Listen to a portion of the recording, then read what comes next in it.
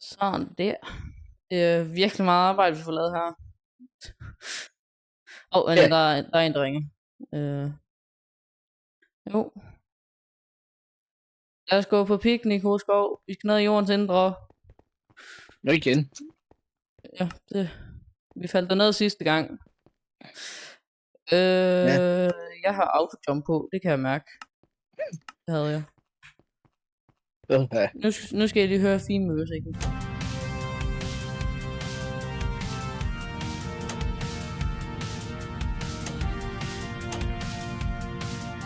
Nå. Rød knap. Hvad gør du? Hej. Lad os se, om det lægger for mig den her gang. Jeg prøvede tidligere, det læggede som en satan. Ej, jeg kan gå. Jeg får kigge på fuglene hos Skov.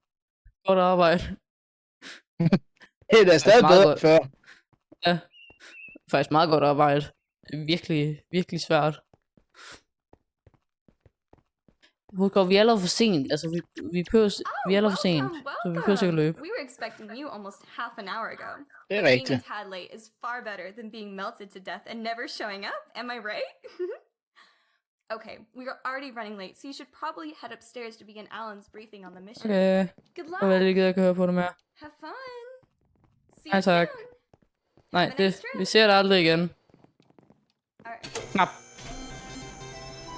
Vi bliver låst ind hos The Skov. following is a GDL certified presentation, recorded and made for strict use of the You said that, TO Hosko. Descent Lab grounds only.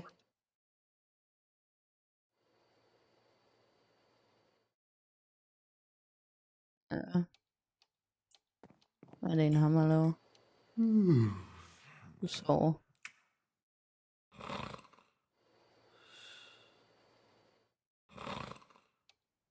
Der er lidt ventetid, tror jeg.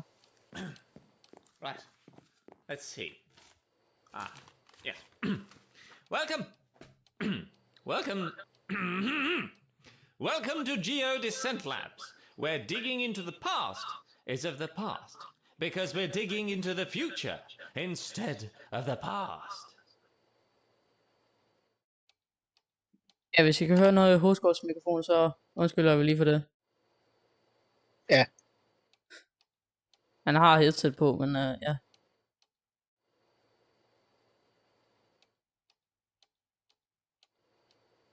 Kæft, det er en god præsentation, det her. My Noget om name is PowerPoint. Alan Columbus, and I'm the one in charge of running the operations here. So, Er det ikke ham, der sidder please der? do take a seat, as the following Jo. presentation will outline your mission. Han ser altså ud til at være mere end 61. Yes. Right. Jeg tror bare, han er blevet sindssyg. Favorite color blue, yellow.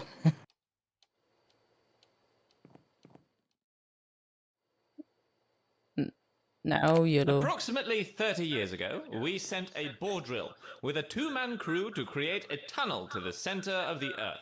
However, once that drill reached the core, we lost all communication with the crew.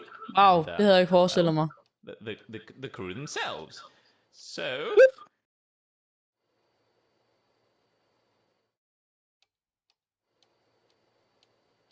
Hvad var det, du skreg af? Jeg sagde, puff. Nå. Jeg hører the bare... project was completely shut down due to the unforeseen casualties. I say unforeseen, but Selvfølgelig. the nature of the... Now,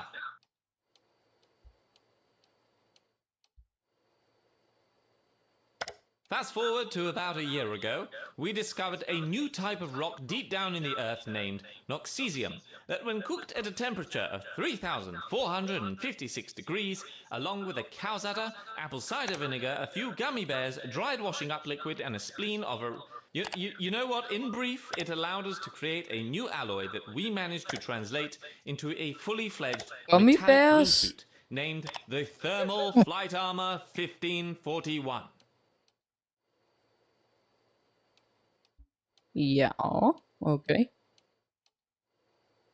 Jeg tror også, at dens PowerPoint var lidt langsom. Det der område. Okay. This suit is made to The withstand Terror highest Flying heat known to Armor man, and so we believe the 1541. center of the earth. This is where you come in. You have been good. hired for a mission to Okay, fly down to the center of the earth, wearing the thermal flight armor 1541 to rescue the long-lost Bordrill. Det er gode effekter, den har. Wow. Providing that it's intact, you should be able to use the power in your suits to power it up and drive it all the way back. It would also be nice to recover the bodies of the crew lost and bring them back for their families. Okay, let's talk about how you're going to do it.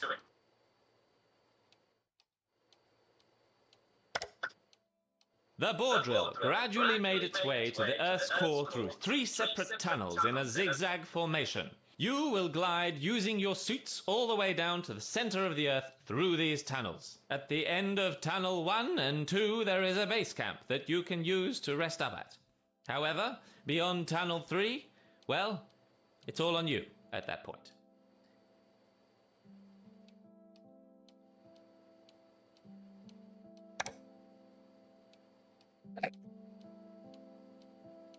Nå, må vi gå nu? I don't know what you're going to find down there, but I'm sure you all agreed upon the possible dangers when you signed up for this job. Right, as soon as this brief is finished, you'll head out the door behind you and follow the route down to the armory, where you will equip your brand spanking new Thermal Flight Armor 1541s, and then progress to the drop zone.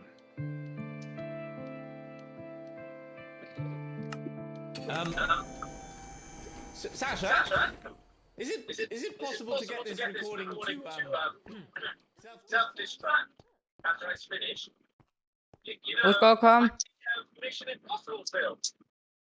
Han snakker for meget. Ja.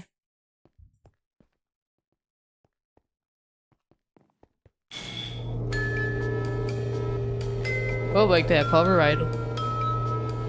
Vi sidder lidt nede i gulvet hos Skov. Ja.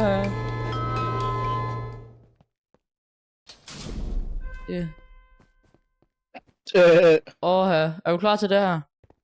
Jeg håber, de 1, laver... 2, 3, kapow!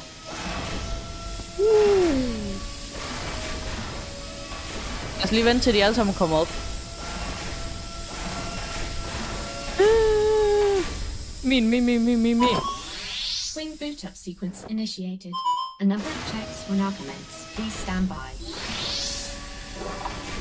Jeg ser godt ud. Flexibility check complete. Suit alloy Det gør du. Yndlingsfarve. check complete. Genta. Inline breathability module flow. I'm Du kan black. også tage din. Thermal resistance check. Out of application context, lad være med at sige complete. det.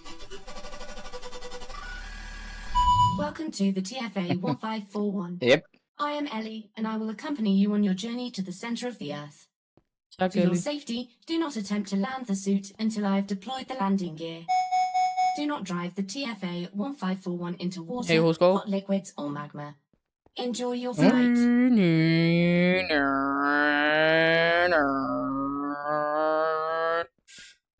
Jamen, hvad skal vi så nu? Vi har jo fået vores suits. Jeg tror bare lige, vi skal vente for, at chatten den er følget op. Det er den, jeg tror, den venter på. Ja. Ja, der kom den. Det her gik i hvert fald bedre end sidste gang, vi prøvede. The big Dr. Barney Yeah. Dr. Minowski mystery is finally going to be solved. I can't wait. Og nu er den gang går op. Man kan næsten ikke se, at jeg har en dragt på. Nej. Det er derfor, jeg tog Magenta. Gud. Jeg må ud. The Terra Swoop Force has arrived. Descent sequence will initiate upon activation of the hatch door controls. Jeg skal lige vente, hvor jeg gik. Men vil du Nice. have æren at trykke de her knapper? Jeg trykker på alle knapperne indtil da. Den her knap kan du trykke på. Warning. Borehole hatch doors are preparing to open. Please stand clear of the drop zone. Remember, GDL will not be held responsible in the event of a likely death. Your Well. descent will begin in De siger, at det er vigtigt at holde responsible for, hvis vi dør. 1. Det har vi da ikke skrevet under på. Whee!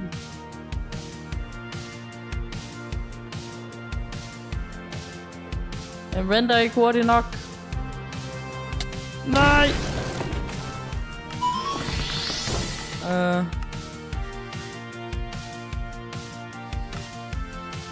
Prøv lige at tage min render distance op. Det gjorde ikke så meget.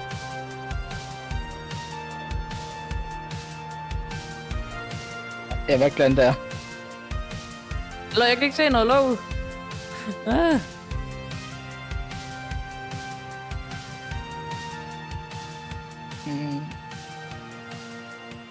Det her First Try Part 2, by the way.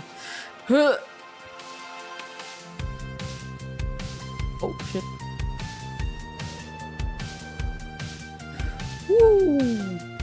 Jeg er nede minerne nu.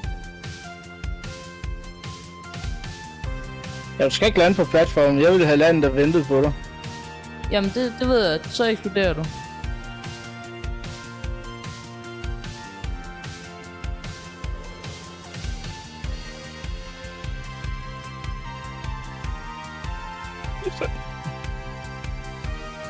Så. Nu er jeg inde i en cave, som der ikke rigtig er blevet arbejdet i.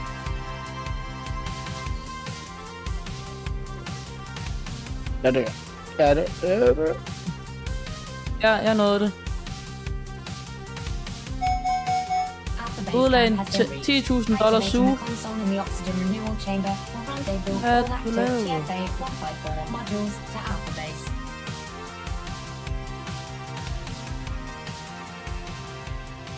Jeg venter hernede. Ja, jeg er på vej.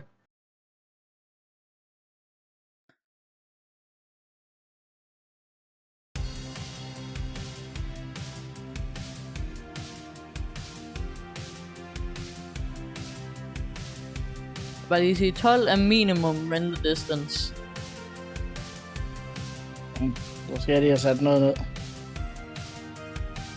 Altså, det er det mindste, du kan komme ned. Jeg vil nok sætte den højere op end det. Ja, jeg har den på 32. Ja, okay. Det kan godt være, at du sætter den ned til 20, så det vil nok være bedre. Det vil nok love Det kunne godt være. Du er der snart, Hovedskov. Kom nu. Kom så, Hovedskov. Du er der.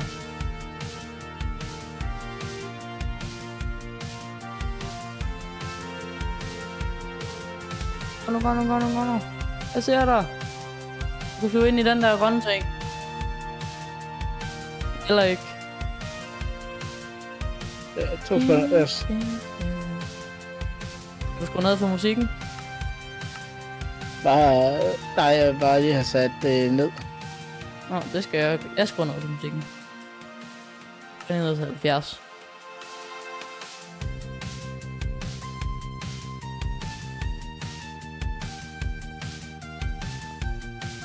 Press the cycle to the airlock will teleport all players to you. Wow. Please wait for the oxygen Hvad var grunden til, at man lige skulle teleportere mig? Det ved jeg ikke. Okay, vi bliver gasset hos Skov. Lad mig ud. Jeg vil ikke. Lad mig ud. Okay. Jeg tror, jeg gør mig bekendt den. Okay, det her First Try Part 1. Ja, den her sted. Ja.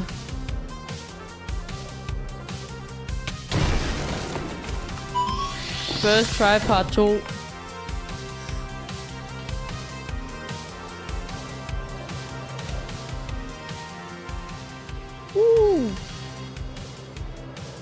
Hvor skal der have en dino? Der er dinoer. Og det er det, der er jordens indre. Ja. Er vi i Alaska? Og en and. Ej, ikke Alaska, Antarktika, undskyld. Jeg er ikke for god til geografi. Wow.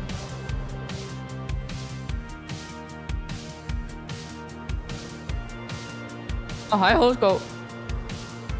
Hej. Hej, Pulle. Ved du? Jeg nåede det. Database scan has been reached. Ja, Activating the jeg console skal lige have taget will telefonen, Chris. chamber will rendezvous Yep. all active TFA 1541 modules to Når du det ikke. database. Nej, Hoskov. Nej. Vi venter lige på Hoskov så.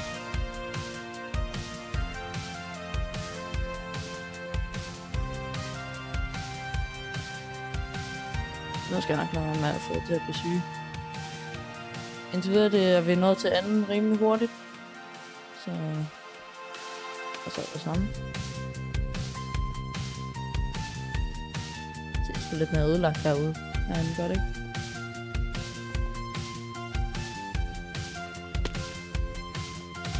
Den er der her.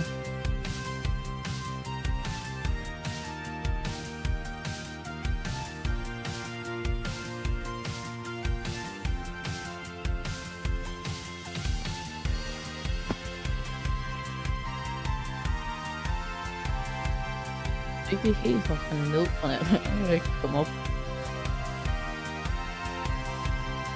I'm back. Okay. Du var Jeg så skulle tæt lige- på Hovedskov. Ja. Det var lige LB... Den drikker lige der. Det var lige LB Splatoon, der lige ringede. Ja. Altså min kæreste. Ja. Jeg ved ikke, det er for med at regne det ud til at være din kæreste. Ja, altså hvis hun ringer, så er hun sådan set den eneste, jeg tager telefonen på. Ja. Også når vi optager, fordi at hvis der er et eller andet, der er sket dernede, så skal jeg derned meget hurtigt. Nu må jeg bare korte videoen short, jo. Eller køre videre senere. Ja, lige præcis.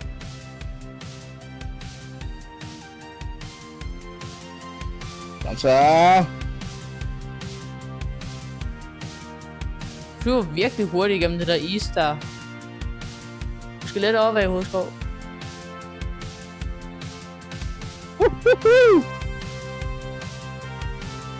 Isstedet i hvert fald. Det er i hvert fald der, hvor du bliver stresset mest. Der kommer han. Tada!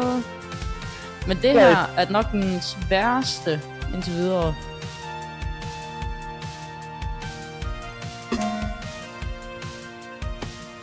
Den teleporterer os begge bare lige, så du ved det. Please wait for the oxygen renewal chamber to cycle. Ja, det er egentlig bare for at sikre sig, at alle er med. Ja.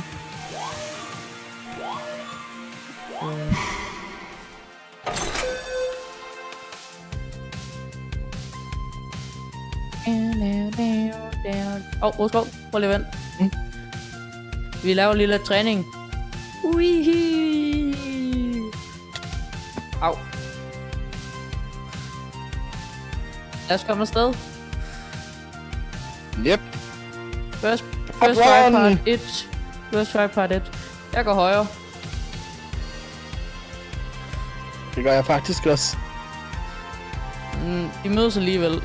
Gud, det er den her. Nej. Jeg kan ikke lide den her. Okay, den er fin faktisk.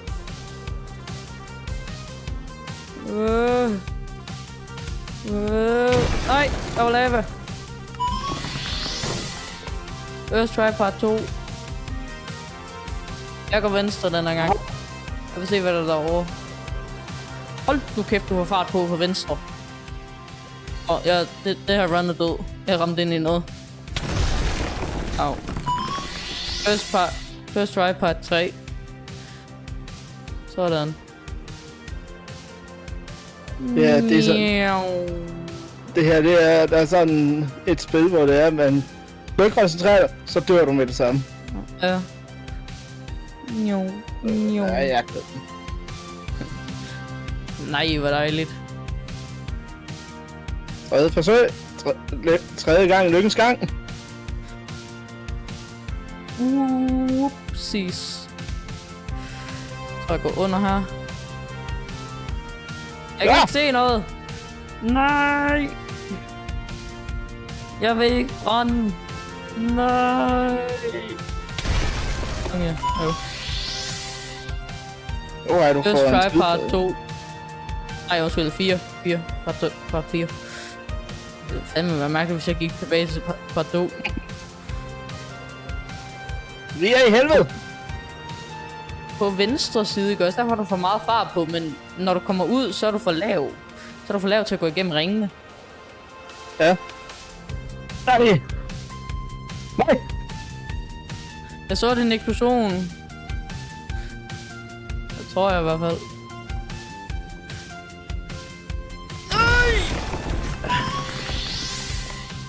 Jeg tror lige, jeg bomber med render distance igen. 16. Jeg ser, om jeg kan handle det. First try part 5. Sådan. Du døde der. Okay. Jeg prøver også i 16.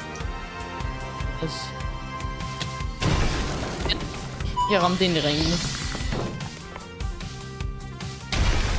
Au. Jeg tæller ikke engang mere. Det kan redigeringen mig gøre, hvis jeg gider. Ja.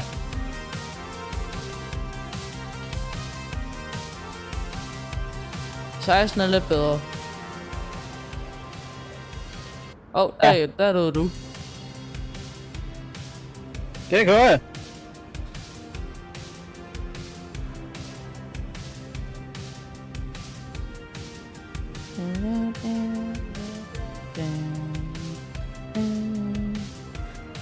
Nej. Jeg er ude af netter. Sådan. Det er virkelig dystert, det her.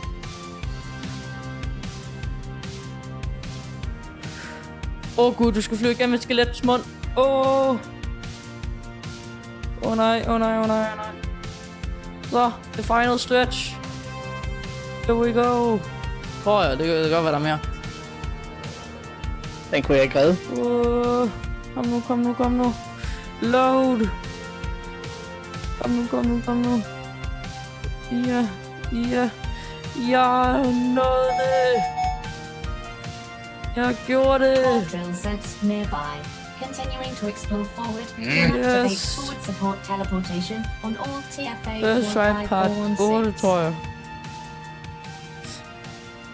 Det kan godt være, at det her bliver kort. Det er en kort video. Vi er kun på 22 minutter. Jeg har lavet klaret det. Du skal jo gå igennem ringene. Igennem ringene? Ja, der er ringe. Prøv at gå højere, og så bare flyve... Prøv at gå højere. Så bare flyve sådan lidt til venstre, når du kommer ud, og så højere igen. Sådan der. Og så kig fremad. Der er der sådan en ring, du kan flyve igennem.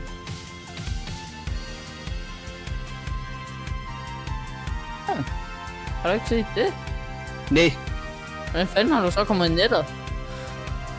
Jeg fløj udenom alt sammen.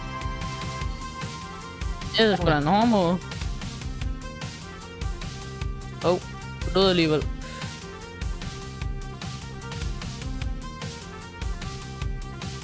Det værste, der kan ske lige nu, det er, hvis min mus dør. Ja.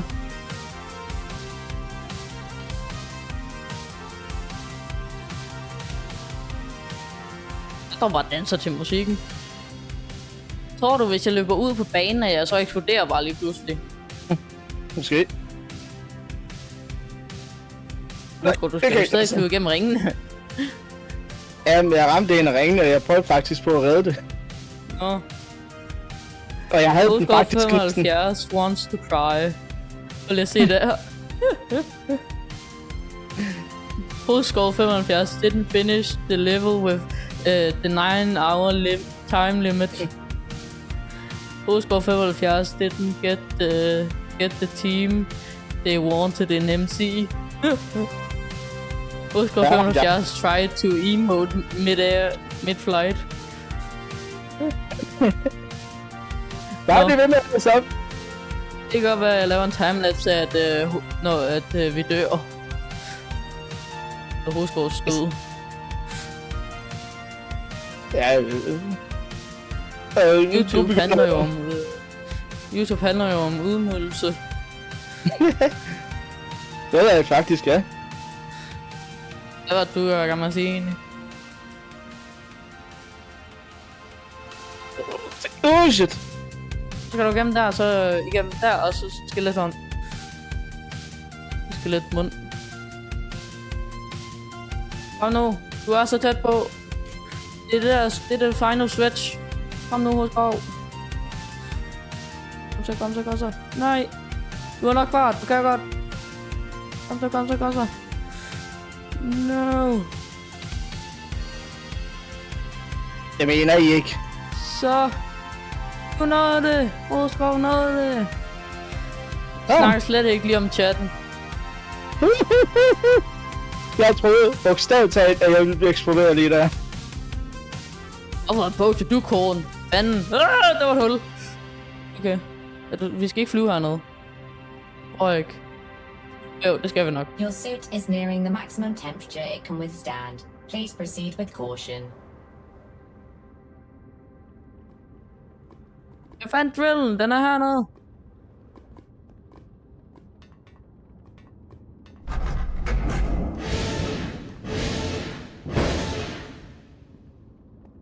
Ja. Vel, okay. Ah. Ja, det er utroligt, som de gerne vil kasse os. Wait. Jeg vil ikke bruge mere. Altså, vi har kun været igennem 8 frames.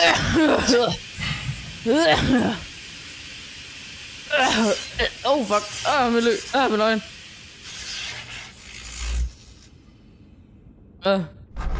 It was suit to let glow in the dark.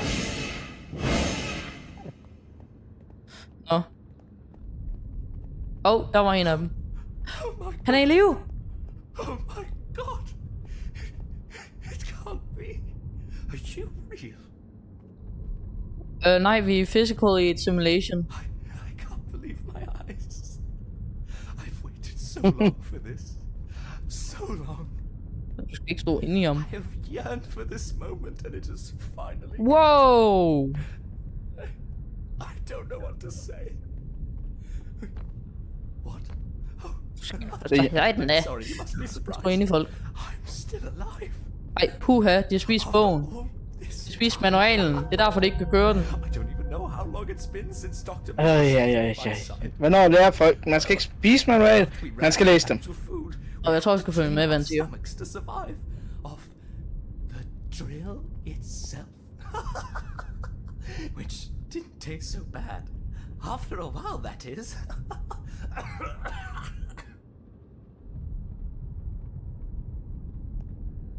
Han siger ingenting med mig. You know, I always thought the guy was Gør han ikke? but really, Hvad kører det? I thank the heavens that Manowski brought his Så er det godt, jeg kører. 5,000-page annotated hardback of Dr. Wolf's motivational philosophies. The pictures certainly added a refreshing taste to the diet every so often. Manowski. Poor Manowski. Where did you go, Manowski? Oh, I just noticed. Hvad laver du? Those suits. Undskyld. They were working on prototypes for those suits for years, but these look completely different. Du ved godt, at der var jo 2 af dem, ikke også? Han er her. Ja, men hvorfor er han skelet? Udlæt lidt hans hoved. Alt. Så det er godt, jeg... Fanden, de har... Prøv at kigge, hvor meget vand de har tilbage. Hvorfor? Hoskov, han vil gerne prøve at tage en af vores dragter på. Lad os lige komme lige herop. Vi har lidt med. Shit. Fuck, hvor syg!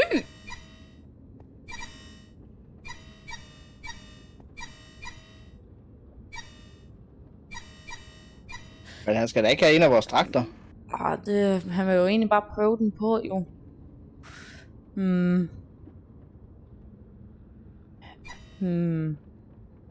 Skal man ikke bare lige se... Altså, de spiser jo manualen. Vi kan jo ikke køre den her. Ja, det er selvfølgelig rigtigt. Det kan være.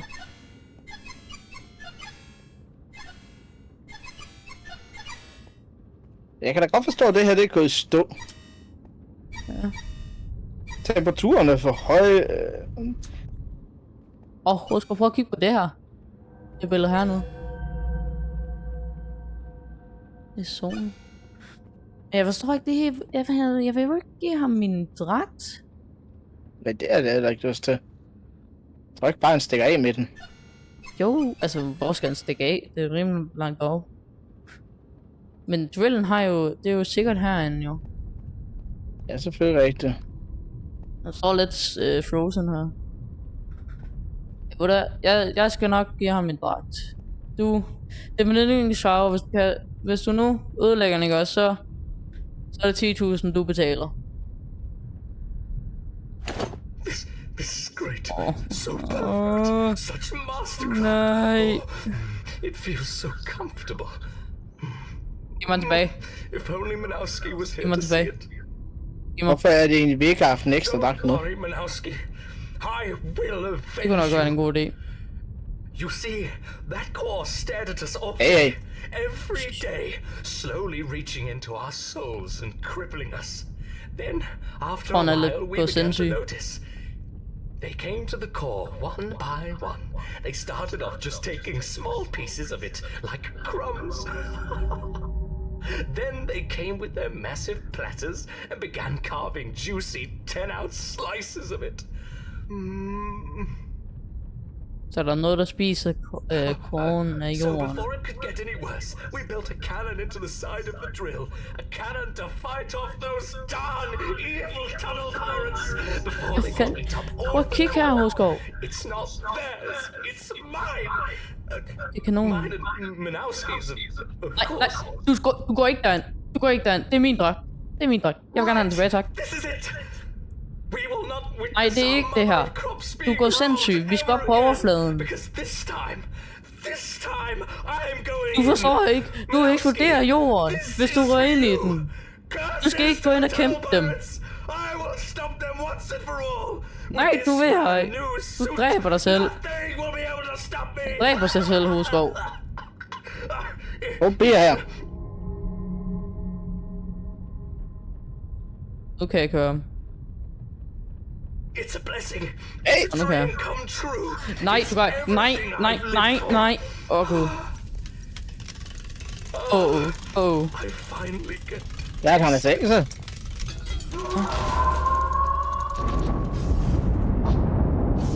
Jorden er for hvad her? Jorden er doomed nu. Mange er lige jordens kerne. External temperature rising at abnormal rate. Ja, vi må væk. Ja, jeg vil råde til at skynde dig ud herfra. Virker airlocken?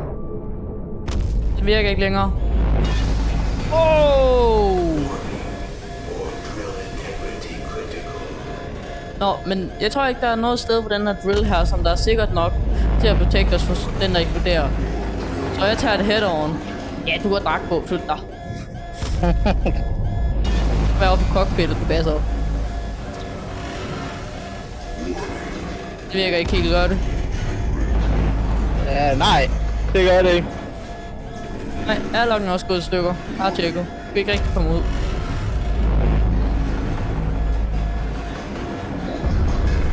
Nå, men skal vi spise noget papir, før vi smutter? Nom. Åh! Jamen,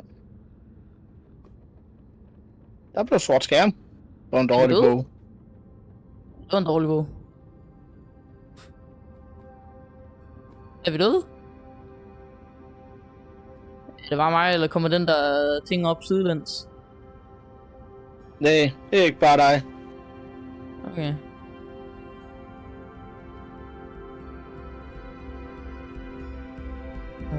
Oh.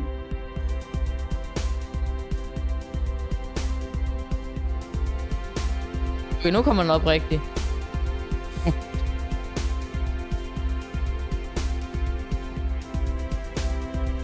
Ja.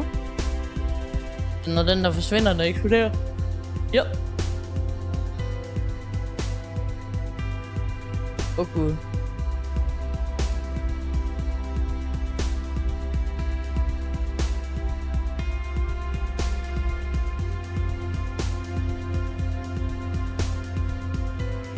Jamen, det er jo egentlig det. Nej, ikke troldene! Det er en endangered species. Nå ja, hele jorden eksploderer. Er det? Men vil trolde ikke overleve varmen, hvis de lever nede i jordens indre? Så du ikke, da vi var nede i jordens indre, der var is? Det var jo pisse koldt dernede, bare. Nej, ikke dinosaurerne! Dinosaurerne, nej! Det var den eneste ting, jeg gad have at leve. Jeg gad da godt have den der... min bedste ven, Dino Cadino, T-Rexen. Det gad jeg godt have til at leve. Nej, en eksplosion kommer herop til sådan død. No. Der er arbejde. Nej, din Dino Cadino.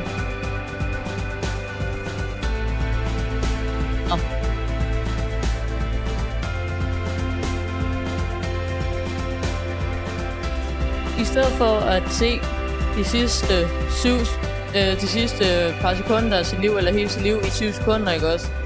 Så ser vi, hvad vi lige har lavet på 36 minutter. Ja, det er faktisk rigtigt. Ja, det er egentlig af vores liv, der passerer revy. Ja. Jeg håber ikke, jeg ser resten. Der er ikke rigtig så meget. Det er lidt kedeligt. Ja. Og skole, og så ferie. Og så er det bare om og om igen.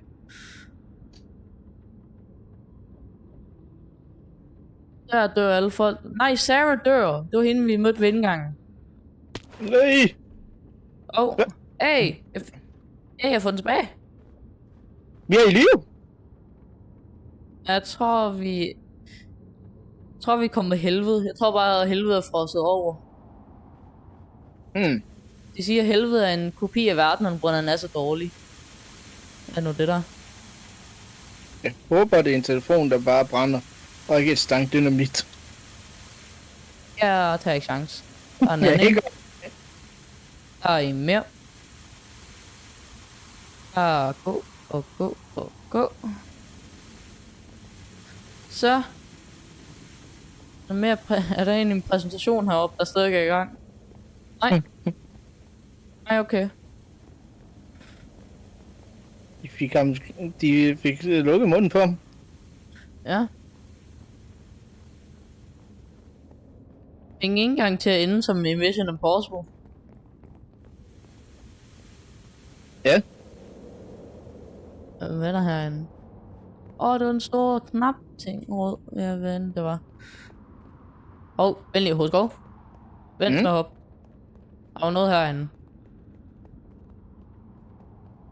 Men lad mig lige se. Hill Atom Report. Advancement. Music Toggle. Speedrun times. Switch mode. Teleport. Trophy room. Nej, det gider vi ikke. Kom, Hovedskov. Lad os hoppe. Og vi vil sige farvel herfra.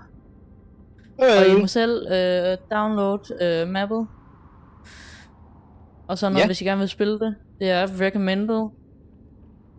Det skulle vi nok sagt i starten. Det er faktisk rigtig sjovt. Ja, men hvis du ikke er god til det, så tager det nok længere tid. Men jeg er experienced Elytra, mand. Jeg elsker at flyve Elytra. Du er egentlig bare fløje med den dagligt. I sådan noget. Ja. Yeah. Men er vi klar til at hoppe ind til hvad det nu er? 3, 2, 1.